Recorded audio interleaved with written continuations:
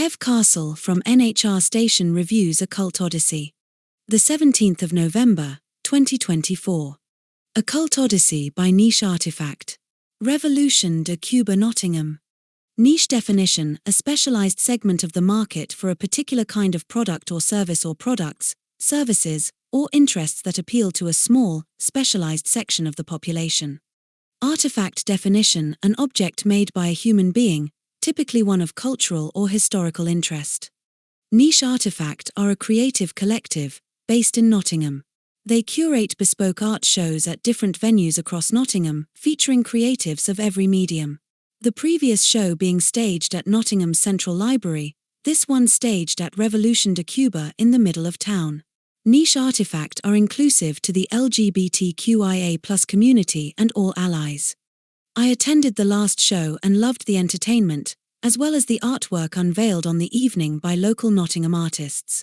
Tonight was just as diverse and special as the previous one. The evening was hosted by the founder of Niche Artefact, Robin Da Silva. Master of ceremonies for the evening was David, who had the best sparkly, sequined suit of the evening. The evening started off with the whole cast kicking off the darkly themed evening with a song called The Ballad of the Witches' Road from Agatha All Along, and from on then it got deliciously darker.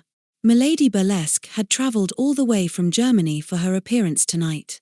I was bowled over with Milady's aerial skills at the last Niche Artefact show, and this performance, with a Celtic feel, again highlighted the wonderful flexibility this lady has, combining athleticism with burlesque glamour.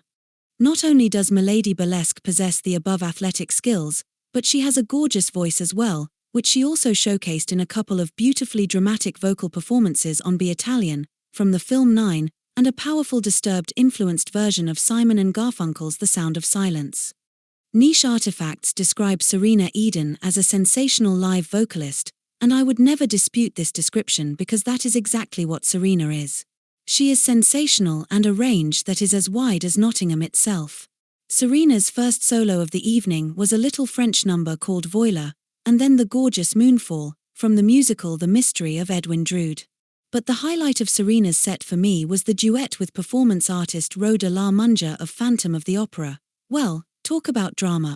Rhoda La Munja's voice just seems to have got bigger and better since I last saw him a couple of months ago, and believe me, it was good then. He soared in the opening song, The Ballad of the Witches' Road, and his duet with Serena just made me love his voice even more.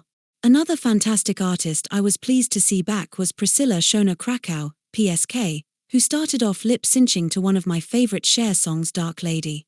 As part of the trio The Cultettes, PSK joined forces with Danny Magic and Carry On Love for a rendition of Olivia Newton-John's Hopelessly Devoted to You.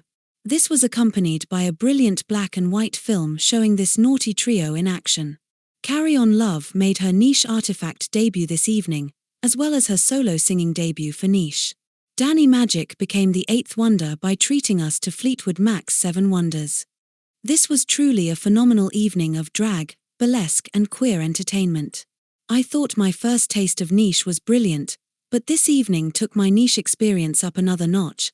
In between the live entertainment, we also got to see the selection of queer art by some incredibly talented artists, who also explained the stories and/or inspiration behind their work.